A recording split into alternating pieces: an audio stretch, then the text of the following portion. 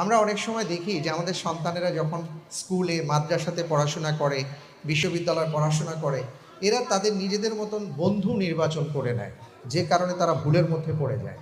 আমরা কেন আমাদের সন্তানদের জন্য আসল বন্ধু হতে পারি না? আমার সন্তান একটা ভুল করতেই পারে, একটা সিদ্ধান্ত নিতেই পারে, কিন্তু সে কেন আমাকে প্রথমে জানাতে পারে না? কেন তার মাকে বলতে পারে না যে মা আমি এই কাজটা করতে যাচ্ছি বা করতে চাই বা করে ফেলেছি? অথবা বাবাকে কেন সে বলতে পারে না? এই বিশ্বাস আমাদের অর্জন করতে হবে।